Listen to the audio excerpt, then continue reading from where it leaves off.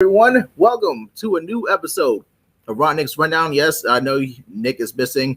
Obviously, he definitely has some things that he has to take care of.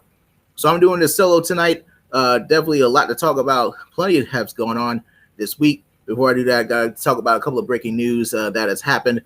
First and foremost, obviously, unfortunate news to start off with. Jets passing game specialist Greg Knapp unfortunately passed away this morning after being struck, well, obviously due to injuries, after being struck by a vehicle while riding his bike on Saturday. Definitely a very unfortunate situation. He survived his wife, Charlotte, and his 3 daughters. So definitely rest in peace to Greg Knapp. Definitely thoughts with him and thoughts for his entire family. Very awful situation. Definitely our prayers, everyone's prayers are definitely with him and the family. Definitely an unfortunate situation while he was struck by a vehicle while he was riding his bike. Also, a big MLB trade. Nelson Cruz will be heading to the Rays as the Rays acquired Nelson Cruz from the Twins, and obviously there's other players involved, including minor league players. So we'll definitely we'll know more about that. But incredible, definitely a great trade for the Rays. Definitely as they are hanging around with the Red Sox in the AL East. Definitely will be something to keep an eye on as pretty much throughout the season. But all right, let's talk about some things that happened today. But like I said, my name is Ron. You see my Twitter handle there, Ron Carthen. You probably also there on Instagram as well. But like I said, it's gonna be we're gonna have definitely an app. Like I said, it's a lot to definitely talk about today. First and foremost, this NFL COVID policy. Yes, some NFL players are fed up because today NFL is pretty much telling everyone if there is a team, if an NFL game is canceled due to a team that has an outbreak, the team that has an outbreak will pretty much have to forfeit their game. And some guys are fed up. Some guys are definitely fed up. As I search through my stuff here, but like I said, DeAndre Hopkins pretty much questioning if he should even still play in NFL because he doesn't be vaccinated. Leonard Fournette doesn't want to be vaccinated. Right now, last I checked, 80% of the league has their players and staff pretty much going to be vaccinated or getting ready to be vaccinated, which is a good sign. But as far as I'm concerned, it's just the NFL players are just fed up. Period. It's pretty much a symbol of what's going on in today's society. Is what it is. People are trying to decide if getting vaccinated is good for them or not. Me personally, I'll speak for myself. I'm fully vaccinated. I know there's people who have been out there who are fully vaccinated who's had COVID, but I think I took the Moderna vaccine. I think I've been fine. I think it has worked for me. I obviously still keep on my mask. I take it off from time to time, but I definitely keep my mask on. But as far as NFL players are concerned, I think that personally, for me, like I said, I'm not trying to tell them what to do, but as far as NFL players are concerned, I think they need to. I think just to take care of themselves, take care of their teammates. They definitely want to get vaccinated because there's been one player today from the Giants rookie Kadarius Toney. He was already placed on reserve and COVID-19 list. I know pretty much everyone, not just NFL, but SEC and maybe Pac-12 is thinking about it as well. People are pretty much saying, look, there's a vaccine for you, period. There is a vaccination for you. If you do not get vaccinated, the chances are you're going to cost your team a game, especially if there's an outbreak towards the end of the year when you need a game the most. It will cost you, which is unfortunate. I understand. Like I said, it's definitely today's society, and it's the NFL. It's the NFL. It's one of the biggest sports in the world. They are ready to make this money this year. No one's thinking about doing any makeup games. No one's trying to push games back. There's a vaccine out there now. It's pretty much the message what they're telling you. Go out there and get vaccinated is what they're saying to them. Like I said, me personally, I think you should. But like I said, this isn't going to be a show that I'm going to advocate people to go ahead and get vaccinated. But like I said, personally, I feel like you should get vaccinated. Just personally on my end. But just in my opinion. But other than that, man, like I said, I'm definitely ready for the NFL season. We're 7 weeks away, but hopefully this will get resolved. This will definitely be a big issue throughout the year. I'm definitely going to be keeping an eye on it. like I said, hopefully we won't see any cancellation of games. I know this Delta variant has been pretty strong right now, and everyone is definitely worried about what's going on in the Olympics. But we will see what happens going forward. But as I read DeAndre Hopkins' tweet, never thought I would say this, but being in a position to hurt my team because I don't want to partake in the vaccine is making me question my future in NFL. Now, he did delete that tweet. Now, and then he gave Jalen Ramsey a reason why I talk about my girlfriend's brother. Excuse me. My girlfriend's brother in the military got the vaccine and had heart problems right after. When you stand for something, they hate you. DeAndre Hopkins, as far as like I said, he's definitely one of the biggest players and definitely the biggest receivers in the league. But sometimes some things are bigger than you. You have to take care of yourself. You have to take care of the people around you. And like I said, I hope NFL players will decide everyone will decide to get vaccinated. Like I said, I'm not going to be the one that's going to say, go get vaccinated, please. But but me personally, like I said, it will protect you. As far as I'm concerned, it will. I know, like I said, some people have had their issues, but like I said, man, go ahead and get vaccinated. Just go, me personally, just please get vaccinated, period. That's just my opinion. Like I said, I'm not gonna say necessarily be that advocate, but I think the people should get vaccinated. All right, let me move on to the next topic. Obviously, Giannis Antetokounmpo leading the Bucks to the NBA title, Milwaukee's first NBA title in 50 years. We didn't even know if Giannis Antetokounmpo was even going to play in the NBA Finals, all because of a big knee injury. Thankfully, it was a hyperextended knee injury that did cause him to miss a couple of games in the Eastern Conference Finals, but did not matter. Bucks were able to move on without him against the Hawks. But man, as far as Giannis, I thought he played incredibly well. Obviously, to close out this series in Game 6, 50 points, 14 boards, and 5 blocks. Obviously, Chris Middleton did well in this series. Drew Holiday was pretty good in this series, but in Game 6, they just didn't have it. Middleton and Drew Holiday just did not play particularly well. Giannis did exactly what he had to do. He went in there and took care of his business, handled his business, and led this team to a title. Now, let me tell you this, a couple of things. My problem is with some people with the critiques, and I think they're absolutely silly that he can't be I think one with Emmanuel Acho over there and speak for yourself over there in FS1. There's been some other people thinking that he can't be the face of the league because he's not American.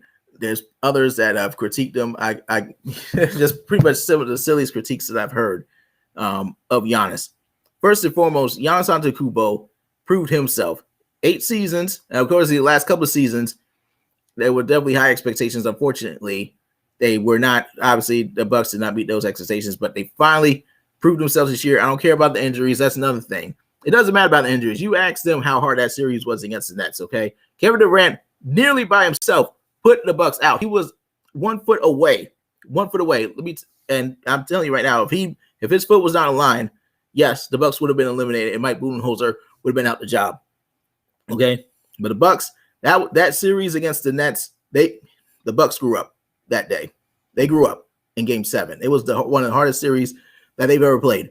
Okay, Giannis Antetokounmpo definitely deserves your respect. Period. He's one of the best players in the league.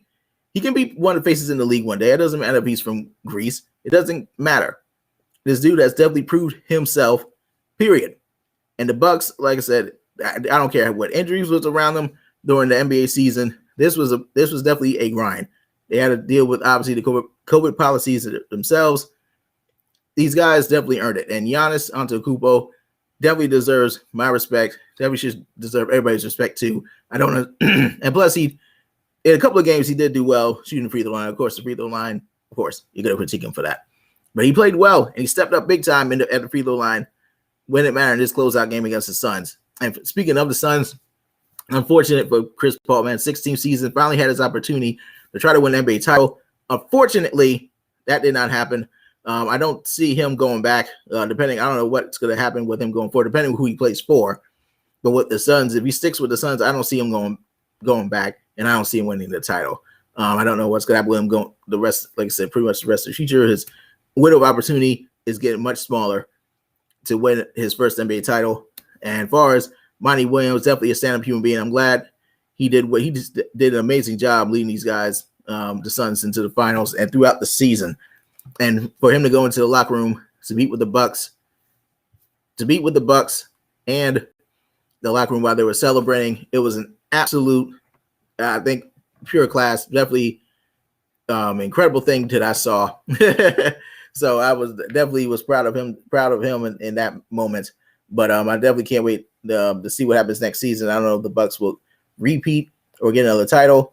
But like I said, as far as Giannis Antetokounmpo is concerned, he definitely deserves my respect, and it deserves all your respect. He's definitely one of the top players in the league. If you want to call him the best player in the league, I have no issue with that. 2-time MVP, finally got his NBA title. Obviously his 8th season. And for the Bucks, like I said, this was something they definitely needed, and they finally got that monkey off their back. All right, let's talk about something else. Obviously, Maria Taylor. All right, first and foremost, anybody who follows me knows my stance on that. Maria Taylor and ESPN just didn't come to an agreement on a contract extension. Maria Taylor, yes, there were plenty of reports of her turning down the $5 million deal last year. Obviously, we already know about the story of Rachel Nichols. I know ESPN did offer her $3 million, but Maria Taylor decided to leave. Now, she is expected to sign with NBC Sports. There's sources right now that says that she is already in Tokyo, ready to work and ready to go. So that definitely tells me that by sometime tonight, sometime tomorrow, that we will hear the words Maria Taylor is with NBC Sports.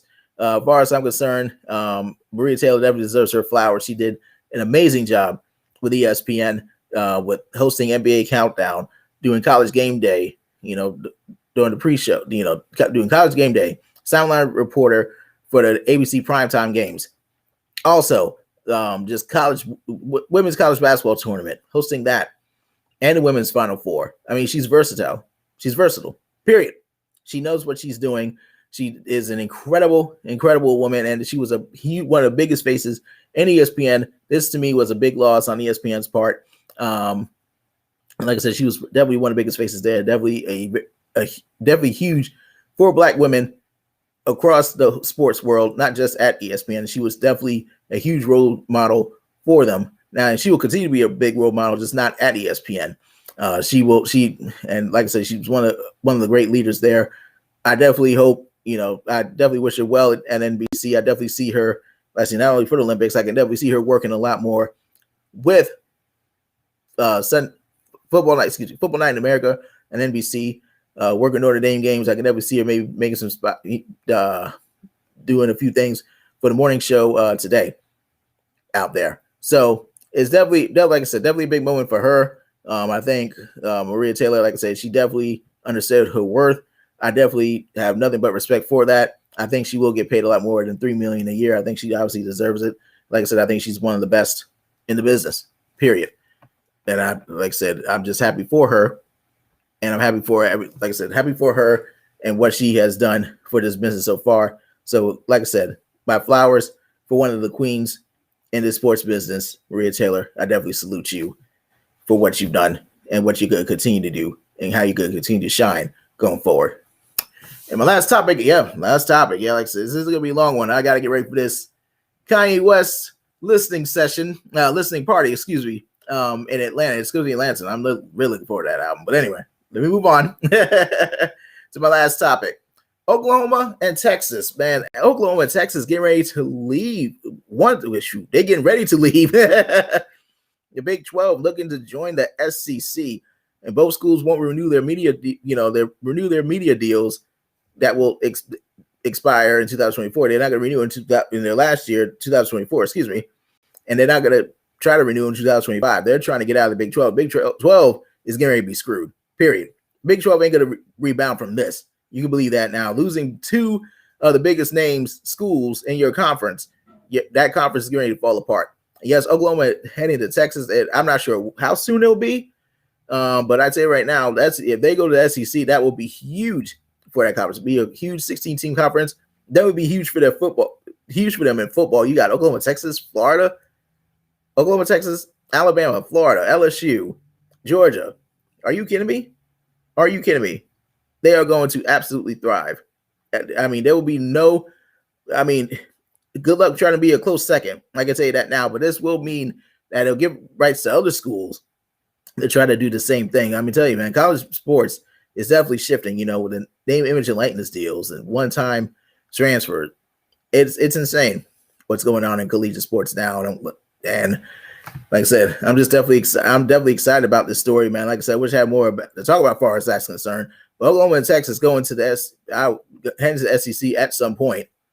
I'm definitely looking forward to it. I think it's going to be, like I said, a great opportunity for both schools. I wish I can do it now, but like I said, but this is obviously big. Obviously, we got, let's see, pretty soon the 12-team college football expansion going on as well. So it's going to be huge. I'm ready to see what happens with them, man. But all right, y'all. But like I said, I'm sorry that this show is a little short today. Like I said, I want to make it short and sweet for all of you. Like I said, good luck to everybody in the Olympics. Please, everyone in the Olympics, be safe. I know there's definitely concern about what's going on over there in Japan, and if we should even have the Olympic Games or not. I know there's definitely COVID cases definitely continue to be on the rise in Japan. I'm definitely looking forward to seeing the games, but like I said, if they have to cancel, I definitely understand. I just wish if they cancel because of more cases continue to be on the rise, it's definitely understandable. And I definitely will be keep an eye on that. Obviously, some of them will have to definitely be recorded because that time difference, 13-hour time time difference, is definitely a major difference. But all right. But thank you all for watching. This was definitely, like I said, 60 minutes. Like I said, I wanted to keep this short and simple for you all. But thank you all for watching Ron's Rundown. Those who watched it live, thank you. Those who's getting ready to watch it, watching it right now, I guess, and some other time. I definitely appreciate you all. Thank you all for watching, and can't wait for you all to catch another episode very soon. We definitely will be getting ready for the NFL season. Definitely have a lot in store then, including some countdowns. And like I said, 7 weeks, man. 7 weeks till we get Cowboys Bucks on Thursday night kickoff. I'm excited, and we get college football coming soon. Seeing all these press conferences, I am very excited for some football this year. But please, everybody, stay safe. Those of you, please get vaccinated. Just stay safe out there, man. Period. Thank you all for watching. See you all next time.